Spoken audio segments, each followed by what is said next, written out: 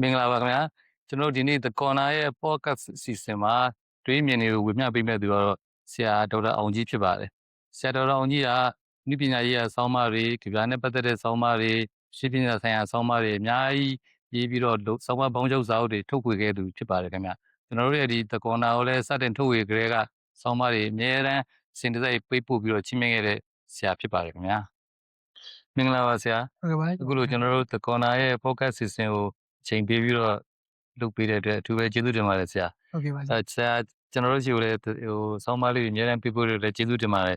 အခုကျွန်တော်တို့အခုဆက်ပြီးတော့ဆွေးနွေးမဲ့အစီအစဉ်ကလည်းဆရာပေးပို့ထားတဲ့ဆောင်းပါးတွေရဲ့အဆက်လို့လည်းပြောလို့ရပါတယ်ဆရာတချို့ဟာလေးတွေကပြည်သက်ကဆောင်းပါးမှာပါတဲ့ဟာလေးတွေမှာပို့ပြီးတော့ချက်တွင်ပြီးတော့အခြေအသိကျင်တာလေးလည်းရှိတဲ့ခါကျတော့ကျွန်တော်ပြည်သက်ကိုစားလာပြီးတော့ဆရာရှိမှလာပြီးတော့ဒီထပ်ပြီးတော့အတွေးမြင်တွေထပ်မေးရခြင်းဖြစ်ပါတယ်ဆရာကျွန်တော်လည်းအောင်ကြီးပါကျွန်တော်တကောနာပါဆရာပထမဆုံးဆရာသိကျင်တယ်လို့ပေါ့နော်ဒီပြည်သက်တွေနဲ့ပို့ပြီးတော့အခြေသိကျင်တာတော့ဆရာကျွန်တော်တို့ရှိကိုအတွဲ16မှာပို့လိုက်တဲ့ဆောင်းပါးလေးမှာဆိုရင်ဒီကာဇာပရင်းမောက်ကကာဇာမြင်ကွင်းဆိုတာလေအဲ့မှာဆိုလို့ရှိရင်ဒါစာကြောင်းလေးတစ်ကြောင်းကတော်တော်ဆွဲဆောင်နိုင်တယ်ပေါ့ဆရာဒါလည်းဆိုတော့အခုကိုနဲ့ကိုကသတင်းဖြစ်နေတယ်ဆိုတာမျိုးလေးသူရေးထားတာပါဆိုတော့အဲ့ဒါလေးနဲ့ပတ်သက်ပြီးတော့ပေါ့နော်ဒီပြည်သက်ကိုဆရာထပ်ပြီးတော့ချက်ပြောချင်တာလေးများရှိရင်အဲ့ဒါလေးကိုကျွန်တော်တို့ကြားချင်ပါတယ်ဆရာကျွန်တော်လည်းရေးတော့အဲ့ဒီဘာသာပြန်တော့ပေါ့လေအဲ့တော့တိတ်ပြီးတော့အဲ့ဒါကိုလည်းကော်ဖီထောက်ပြလို့ပါကျွန်တော်လည်းအဲ့ဒါတိတ်ပြီးတော့အထူးတလေခေါင်းထဲမှာမဆွဲပါဘူးအဲ့တော့ဘောကြီးပြမှကျွန်တော်ပြန်စဉ်းစားကြည့်တော့ကျွန်တော်ကိုယ်တိုင်လည်းမနေ့ကသတိဖြစ်သွားတယ်ဟုတ်ကဲ့2025ပေါ့မတ်လ28ပေါ့နော်ဟုတ်ကဲ့မန္တလေးစကိုင်းမရင်ကြီးပေါ့ဟုတ်ကဲ့ခွာတနေ့တော့ကျွန်တော်တို့တွေ့ရဘာသာတူလဲဆိုတော့ကျွန်တော်လည်းတော့အဖြစ်ရှိရမြင်လူတွေကဒုက္ခရောက်ကျွန်တော်တို့အိမ်အတာကွဲတာရှိမယ်ဟိုနေလို့ရသေးတော့ကိုလို့နေကြလေးရှိတယ်ဟိုပြောဒီတိုင်းဟိုချိုးကျုံးမေးသွားနေရတယ်ရှိရပေါ့နော်ကျိုးရဲ့အစီအမီရာကိုအိမ်ပြူတာပြူတာလေးရှိရတယ်ပေါ့ကျွန်တော်ကတော်သေးတယ်နောက်နေရအစီအမီတော့စားရလည်းမဆိုးပါဘူးဟုတ်ကဲ့ရေတော့နေတဲ့ခက်ခဲရှိမှမဆိုးဟုတ်ကဲ့ဆိုပဲကျွန်တော်ကဘာစားလို့ကျွန်တော်ခံစားရတော့ emotionally numb ဖြစ်သွားတယ်ကွာဘာမှသိပြီးတော့မသိကျင်တော့ဘူးကိုယ်ဒုက္ခရောက်ဘယ်ဒုက္ခရောက်အကုန်လုံးသတင်းသိမချကျင်တော့ဘူးဒါလေးကသူကဆုံးသွားပြီးဘယ်ရှားပြီးဘာဖြစ်သွားပြီးတိုက်ပြီးနေပြီးတော့ရှင်ကြီးခေါ်လို့မရသေးဘူးတေးရချင်မသိဘူးဆုံးမနော်ကြားရတယ်မရမှကျွန်တော်စိတ်ချမ်းသာတာမရှိပါဘူးဆိုတော့အဲ့လိုနေတော့တော်ဘာဖြစ်လဲဆိုတော့အဲ့ဒီလည်းပြေသွားတော့တပတ်တော့ကြာတော့သိချင်တယ်သတင်းကိုဒီနေ့ကပါတီလေးကိုစကားကိုငါတို့မရွှေကိုငါတို့ဆရာတွေငါတို့လူနာတွေနော်ရှင်းမသားချင်းတွေဘယ်လိုနေကြလို့အဲ့တော့အဲ့ချိန်မှာဘာရေးရှုံးလဲဆိုတော့ကျွန်တော်ပြတာတော့ communication ပဲဟုတ်ကဲ့ဖုန်းကလည်းအဆင်မပြေဘူးနော်ဟိုအဲ့နဲ့ကလည်းကျွန်တော်ရတော့အဆင်မပြေပြီးတော့လေကျွန်တော်မှာဟွာပေါ်လေးဟွာပေါ်မီးရမရတော့ဘူးလေအဆင်ပြေတာဟုတ်လားသဘောကျပါလေဖျက်မှာပေါ့ပြန်ရမီးတော့မှာပေါ့နော်ချိုးရလည်းအကုန်လုံးအဆင်မပြေတော့အဲ့ချိန်မှာကျွန်တော်ကောင်းနေတော့ကျွန်တော်အရှိရတော့ wifi ကသူက sorry သူက solar နဲ့ဆိုတော့တော်တော်အဆင်ပြေတယ်ဟို wifi ဆိုတော့ free လို့ပြထားတယ်တကယ်ကြိုက်လို့သုံးမယ်ဆိုတော့အဲ့မှာကျွန်တော်အဲ့မှာတော်တော်စီနေတော့သတင်းတွေရတယ်အဝေးကနားမေးကြတယ်ဆိုတော့ပြောချင်တာတော့ပထမဒီတပတ်နှစ်ပတ်ကသတင်းမသိရင်တော့လေကိုယ်တိုင်သတင်းဖြစ်ပြီးပဲလေသတင်းသိချင်များရောဟုတ်ကဲ့အဲ့တော့အမြတ်တစ်ခုဘာရလဲဆိုတော့အရင်တော့ငလင်းလုပ်တယ်ဆိုလုပ်တယ်ဘယ်လောက်တည်တယ်ဘာဖြစ်တယ်အဲ့မခံစားဘူးကျွန်တော်ခံစားရတယ်ငါတို့မှာကျွန်တော်မှလည်းပထမအချိန်လုပ်တယ်အတည်ရှိတယ်ခေါ်တာရေစင်ပြိုတယ်ရေစင်ကတိုင်ကြီးကလန်သွားတယ်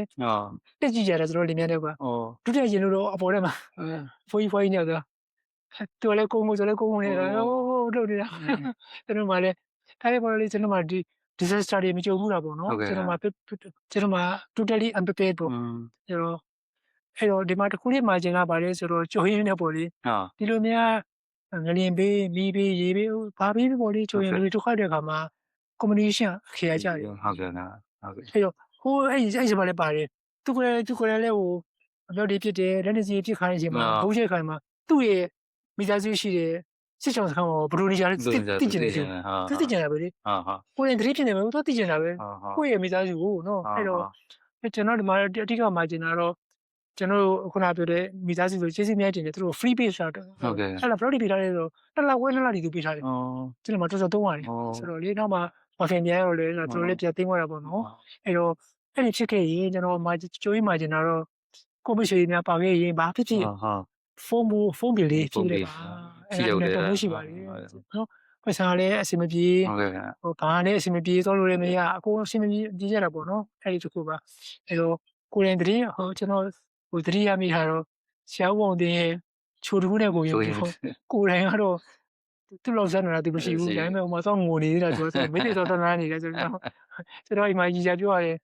ကိုရီးယားကြည့်ရကွာမနေ့ကြည့်တာကိုရီးယားကြည့်တယ်မလို့ငိုတယ်မင်းငိုတယ်မလို့လိုက်ငိုတယ်ပုံမင်းကပတ်ဆိုင်ရတယ်မလို့ပတ်ဆိုင်ရမရဘူးဒီလိုဂျာလီကကျွန်တော်အမတ်ကျန်နေတာပါအဲ့ဒါဘောနဲ့တိတ်မရှိပါဘူးကိုကြီးကပါအဲ့ဒါလေးကျွန်တော်ဘောနဲ့ဝင်လာတော့ဒါကျေးဇူးတင်ပါတယ်ဒီလိုမျိုးနော် communication ကတော့တကယ်ဆရာပြောတော့လေဆရာအခုပြောလိုက်တော့မှပို့ပြီးတော့သတိရသွားတာ nuggets တုန်းကဆိုရင်သတင်းတွေကိုကျွန်တော်တို့တပတ်10ရက်နေမှသိရတာအခုကျတော့ဒီငရင်ကမန်လေးငရင်ကတော့တခြင်းကိုတန်းပြီးအားလုံးကိုသိရတာလေဆို communication တော့တော်တော်ကိုရေးပါလေးတော့သိရတော့ပေါ့နော် သတင်းရတော့ချစ်ချစ်လိုက်လာကြတာပေါ့နော်နောက်ကအခုရေအကုန်လုံးပေါ်လေးကျေးဇူးတင်ဖို့ကမှလည်းဝိုင်းရတာတကယ်ပါပဲကျွန်တော်တို့ကျေးဇူးနေတင်ပါတယ်မိရှိရောမိရှိဖို့တဲ့လူတွေရောနော်အစိုးရဘက်ကရောအစိုးရဘက်ကရောနိုင်ငံတကာရောအကုန်ကျွန်တော်ဆိုရှာဝန်တင်ကလည်းအကုန်ဝိုင်းကူကြတာအဲကြောင့်တကြီးရှာဝန်ထုတ်ဖို့ဖွဲ့လဲဝိုင်းကူကြတာအများကြီးပါကူကြတာတွေရောဟိုကျွန်တော်လက်ရှိရုပ်တော့မနိုင်တော့ပါဘူးဟုတ်ကဲ့အဲဒီလိုဝိုင်းကြတာပါအဲ့တော့ကျွန်တော်မာလေးယာကိုစားဒီဘက်ကကိုစားအားလုံးကျွန်တော်ကျေးဇူးတင်ကြောင်းဒီမှာဆိုရင်ပြောချင်ပါတယ်ဆရာနောက်တစ်ခုကျွန်တော်တို့ရဲ့ပြိသက်ကဟိုမေးချင်တာလေးရတော့ဆရာဒီမိဆက်စာဆရာရဲ့ဆောင်းပါးလေးပေါ့နော်မိဆက်စာထောက်ခံစာကျွန်တော်တို့နိုင်ငံမှာလည်းဒါတွေကကျွန်တော်တို့ယဉ်ကျေးမှုရိုင်းမတမ်းဟိုလုံနေကြလို့ဖြစ်နေတာပေါ့နော်အဲ့ဒါဖတ်တဲ့အခါမှာလည်းဒီဆရာဝန်ကဆံဝဲတော့ဖြေမယ်ဒါပေမဲ့လည်းသူဆရာမိဆက်ပေးလိုက်တာကိုသူဟိုဘက်ကမေးမယ်ဆရာသူမပေးဘူးပေါ့နော်သူဒါငါအကူပြီးတော့ဖြေမယ်ဆိုသူလုပ်တာလေးပေါ့လေဆိုတော့ဒါလေးကဆရာလည်းဆရာဝန်တယောက်ဆိုတဲ့အခါကျတော့အဲ့လိုမျိုးဒီဂျိုင်းနဲ့ပတ်သက်ပြီးတော့ပေါ့နော်မိဆက်ထောက်ခံတဲ့အတွေ့အကြုံလေးများရှိရင်ဝင်ပြပေးဦးပါဆရာဟိုရှောင်းတယောက်အနေနဲ့ရတဲ့ကျွန်တော်ထောက်ခံတာပေါ့နော်ထောက်ခံတာဟုတ်ဒီဝတ္ထုဘောဒါကျွန်တော်ဝတ္ထုတွေတည်းကနေပြီးတော့ chapter တစ်ခုသူပြန်ထားတာပါ Victoria ဆိုတာ Victoria ကျတော့ Italian ပေါ့ဒါ Victory ပါပဲသူက Victory ဟာအဲ့တော့ဟိုရှာတိပန်ဆိုလာငွေတိုင်မှာပြန်ရတာထောက်ခံစာပြန်ပြီးတော့အဖေကဖတ်ပြီးတော့သိတယ်ဘောကျွန်တော်အဲ့ဒါကိုအစားမဖတ်ဘူးကျွန်တော်အိမ်မှာအမြဲတမ်းဝယ်လာတော့ငွေတိုင်ကြီးပဲဟုတ်တယ်ငွေတိုင်ကြီးအတွတ်တစ်ကစားရှိကျွန်တော်တစ်ကရှိသေးတယ်နှစ်လည်းရှိတယ်တစ်ကဖုန်းမရှိဘူးဖုန်းတိလာတယ်ဦးနေပကြီးနေလေဆရာဦးနေနှစ်ကလေးဦးနေပကြီးပဲနှစ်ကရှိတယ်ဖုန်းလည်းရှိတယ်ရှိတယ်တစ်ကတော့ဖုန်းမရှိတော့ဘူးဆိုတော့ထားလိုက်ပါတော့အဖေကအမြဲဖတ်တယ်ကျွန်တော်လည်းဖတ်တယ်အဖေကဖတ်တာအမြဲတမ်း80တယ်ဖတ်ကြည့်ပွားတယ်တိ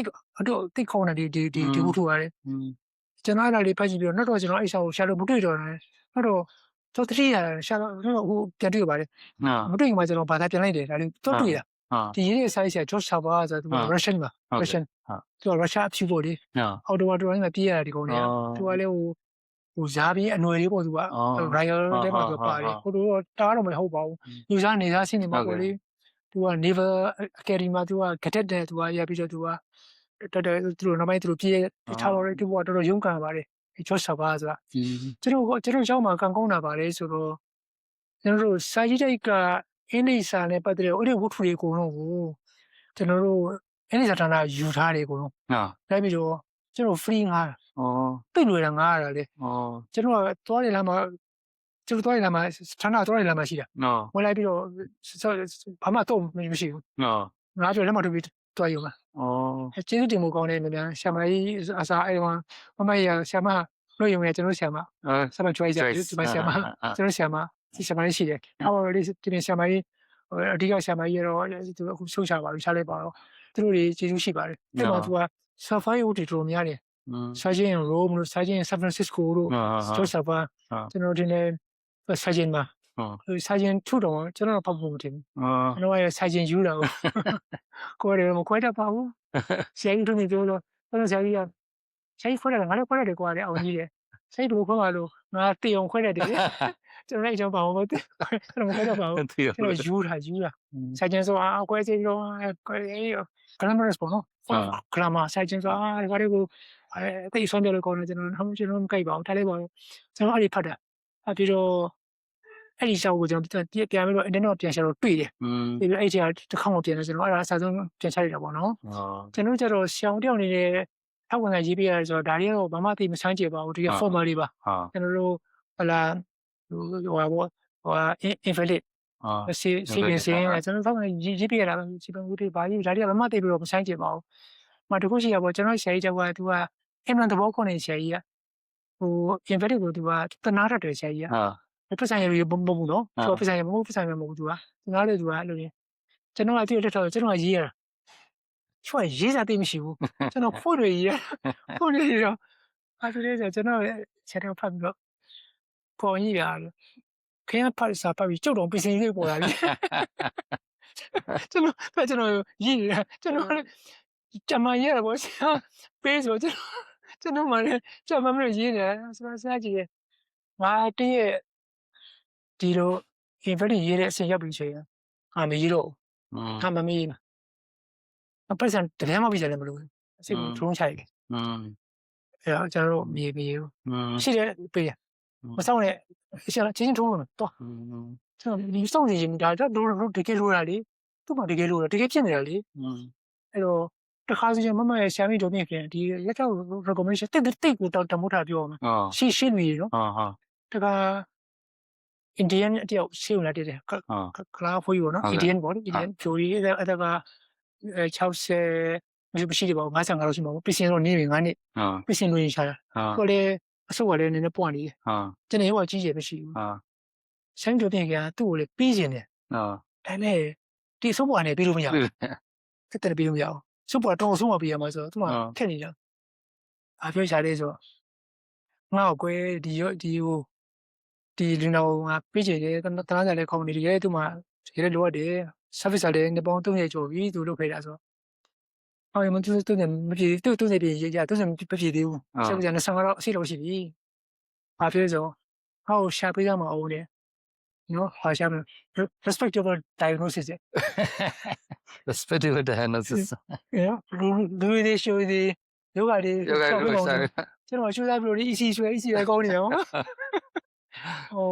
တော့မပြီးဘူးဒါတော့ဝင်လာပဲလေပြီးဟုတ်တယ်ပြောင်းတက်သွားကြတယ်ပြီးဆရာမကြီးမမီလေးကျွန်တော်ဆရာမကြီးသူ့ရဲ့တွားဆရာဝန်တချို့ကြည့်ပေးတာအကားကြည့်ပေးတာတွားအဲ့ဆိုဆရာဝန်မနေမှာရှားတယ်အဲ့ရှားတယ်တော့ဆရာဝန်တိုးတယ်စီချိုမပေးဘူးစီချိုခုလည်းပေးကြမလို့လေခုဆရာဝန်တချို့လုပ်ပေးနေတာအချိန်မြတ်လုပ်ပေးတယ်သူ့ရဲ့ဇနီးရတဲ့ဆရာဝန်အဲ့မမီနဲ့ချစ်ချစ်ကနေအကုန်ရင်းနေတယ်မပေးဘူးစီကတိထားတယ်အဲ့တော့ထားတော့ဘာတမိုးရှိတယ်ဆိုတော့သူတို့ရဲ့ရစားတိတ်တမိုးရှိသူကြီးနော်ကျွန်တော်ကတော့အားကြတယ်ကျွန်တော်လည်းမနေရတယ်လုပ်ပြရရှိမယ်အဲ့ကျွန်တော်အတူကိုယ်ကျွန်တော်ကိုယ်တိုင်ထောက်ခံရလိုချင်လားကျွန်တော်ထောက်မှမတော့တခါပဲကျွန်တော်ထောက်ခံရစားပြီဒါနိုင်ငံရပြင်နေတော့တဲ့ခါမှာအလုံးယူရမယ်ဆိုတော့ယူခဲ့ကြတာပဲရှိရတက်တော့မှကျွန်တော်တို့တခါမှကျွန်တော်မတောင်းဘူးဒါကျွန်တော်ကြောက်တော့မပေါ့ဘူးမတောင်းဘူးရှက်ဆရာကြီးပြတော့တော်ပါတယ်ဘာဖြစ်ပါလဲဘယ်လိုလုပ်လဲနော်ဘာမှဆိုတော့အဲ့တော့အဖို့ပါတီပြောရင်တော့ရမှရောက်နေတဲ့ရှောင်းလေးတောက်ကနေပြီးတော့ကျွန်တော်UK ကကျွန်တော်ပြောင်းလာပါပြီဒီမှာကျွန်တော်အလုပ်လုပ်နေတဲ့အချိန်မှာတပည့်ကလမ်းပြီးတော့ဒီကိုထောက်ဝင်တာတောင်းတယ် referee ခေါ်တော့ referee တောင်းတယ် referee ပြီးတော့ဒီကဆရာကြီးနဲ့ကိုသွားတော့ဖနာဆရာကြီးတော့သွားတယ်အဲ့ဆရာကြီးကဆရာလေးကောင်းတယ်ရင်းနေရတော့ချင်းချင်းကောက်လိုက်တယ်အဲ့ငါ့ကိုကွန်ပျူတာရိုက်ခဲ့ပြန်လာပြီးငါလက်မထုတ်ဘူးနောက်တစ်ယောက်သွားတော့ဘယ်သူနဲ့ပြတွေ့ခဲ့သေးတယ်ဘယ်သူနဲ့ဘယ်သူကလည်းသူလည်းသူတောင်းပါတယ်နှစ်ယောက်ရှိပါတယ်သူဘာကြီးလဲပြက်စမ်းငါ့ကိုအဲ့တော့ဒါကြီးထားပါလေဆိုငါ့ကိုလည်းအဲ့လိုရိုက်ခဲ့ဘာလည်းမထုတ်ဘူးမယ်မပြေဘူးအိုင်ဂျင်တော့ပဲအဲ့တော့လက်မထုတ်ဖို့လိုက်ရောဟိုရောက်တော့အားလုံးကတူနေတယ်လက်မကတော့မတူဘူးပွဲလည်းမတူဘူးရနံပါတ်လည်းမတူဘူးဟောတော့ documentation အကုန်တူအဲ့တော့ဟောမတင်ကားတော့ပထမရေးပြတဲ့ဆရာမကြီးကိုလမ်းမလို့စာပို့တယ်မြင်အတူကြီးလားအဲ့မှာအဲ့ဆရာမကြီးတော့ပေါင်းပြီးတော့အဲ့ဒီဆရာမလေးညီမလေးကိုခေါ်ဆူလိုက်တော့ဟာလို့ကျွန်တော်အဲ့တော့ဒါတော့ရပြတာပေါ့နော်အဲ့တော့သူတို့နိုင်ငံမှာလည်းကျွန်တော်တို့ရေးတယ်ဆိုရင်အတော့ပဲခင်ဒီဖြစ်စီမခင်အမှန်ကန်မကြီးဒါအမှန်တရေးအဲ့တော့ဘာလဲဆိုတော့ကျွန်တော်တို့ပြောနေတဲ့ credibility ကိုနော်ဘယ်လိုများကိုယုံစားရမလဲဆိုအဲ့တော့အဲ့ဒါတော့အမှန်တအရေးကြီးပါတယ်ကျွန်တော်ကိုယ်တိုင်ကြုံမှုတာတော့ခုန formal ပြင် informal ကတော့စာမွေးနေ့ကနေလာတဲ့စာလိုလေးပေါ့ကျွန်တော်ဒီနေ့မှာကျွန်တော်တူလေးပါကျွန်တော်ဘာလို့တော့ပါလဲဘိုးချသမီးပါကြည့်လိုက်ပါဦးခုနကဘယ်လောက်ပါဆိုတော့လေးလာပေးကြတာပေါ့ကျွန်တော်တို့ ထောက်ခံဆန်ဆန်ပေါ့နော် အာ ဟိုတော့ကမကြီးတော့ကျွန်တော်လာနေကလည်းကျွန်တော်လည်း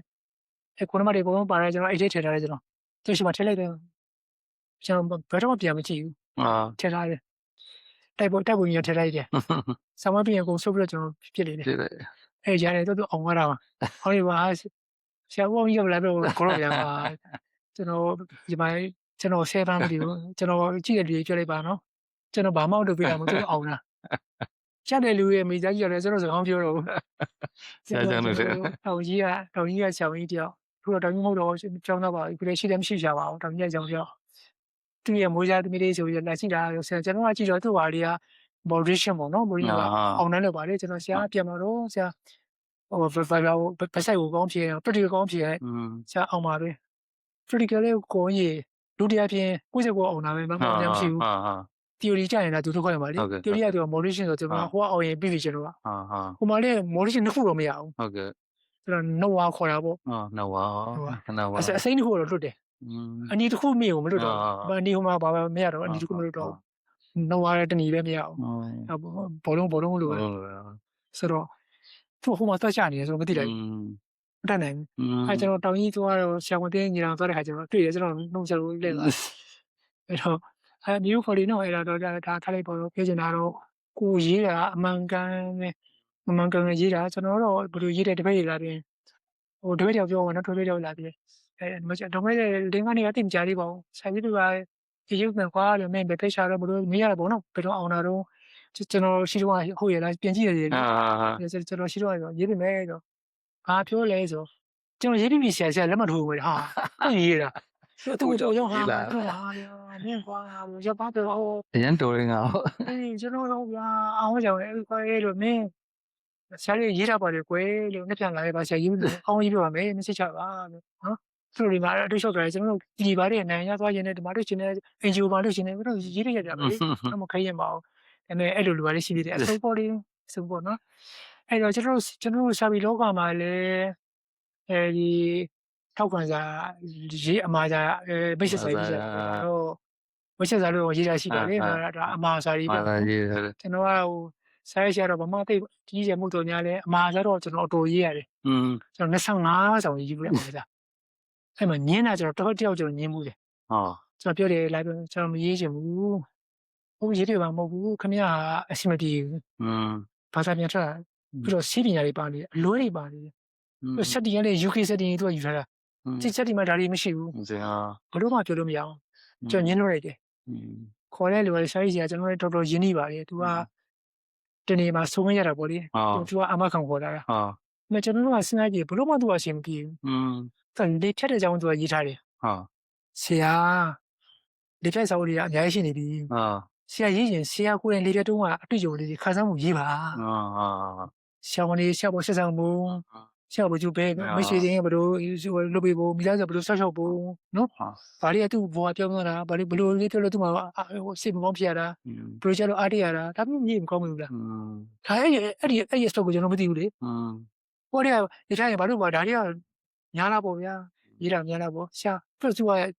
အဲ့လိုရေးရလောက်အောင်လေဒီမှာအရေးသေးမရှိရှာဘူးရှိရှာဘူးသူကချမ်းမြေမှုရှင်ရှိတာဟုတ်သူ့အနေနဲ့မဟုတ်ဘူးနော်လေဖြတ်တာကိုရေးတဲ့အဆင့်တော့သူမရှိဘူးဘယ်တော့မှမရအောင်ကျွန်တော်မရေးပြီးဘူးမရေးပြီးအဲ့တော့တချို့ကကြတော့လေကျွန်တော်ရေးရင်ကျွန်တော်ဘယ်လိုလုပ်လဲကျွန်တော်တို့ဘာရေးကျွန်တော်တို့သူ့ရဲ့ဟိုပေါ့ဟိုမသားတိုက်တာလေးဟိုနော်ကျွန်တော်သဘောကျတာလေးပြိတ္တအချိုးရှိတာလေးကျွန်တော်တင်ရေးပါတယ်ပြီးတော့ဒါလေးအဖြစ်တော့ဘယ်လိုများဒါရဲ့ပိုကောဘယ်လိုကောက်မယ်အဲ့လိုပဲကျွန်တော်ရေးတာပါပြီးတော့ကျွန်တော်ဒီလိုအမျိုးအစားအပြင်ခြုံရေးတာရှိတယ်ပေါ့ခြုံရေးတာရှိတယ်ပေါ့အဲ့လိုကျွန်တော်ထည့်ရေးလေးရှိတယ်ဟိုကျွန်တော်စာရေးဖို့ရတော့ကျွန်တော်တို့ဆရာညီပူလေးရဲ့မြေတကြီးပေါ့မြေတကြီးကျွန်တော်ဘာနဲ့မှချက်ချလဲဆိုဆရာကိုရေးလာဒီလို fictional biography တွေမှာဝတ္ထုအထုပ်ပါတီမှာ factual ဟိုဟာဘယ်လောက်ထည့်မလို့ဘယ်လောက် percentage မလို့ဆရာရဲ့စိတ်ကူးနဲ့ creative ဟို imagination ဘယ်လောက်ထည့်မလို့ဘယ်လောက် percentage မလို့အဲ့ဒါတော့ချင်းချဖို့လိုမှထင်တယ်လို့ကျွန်တော်အဲ့လိုပဲရေးရတယ်ဆရာညီမလေးသဘောကျမသိဘူးနောက်ကထိုက်ကြီးခိုင်းမယ်ဟုတ်ဓာသွားပေါ့ဒါအဲ့ဒါအဲ့မှာလည်းကျွန်တော်ဟို ကောင်းတာတွေပဲများပါတယ်ရေးပြီးတော့ကျွန်တော်တို့ဒါလေးရှိတယ်ရေးတာပေါ့နော်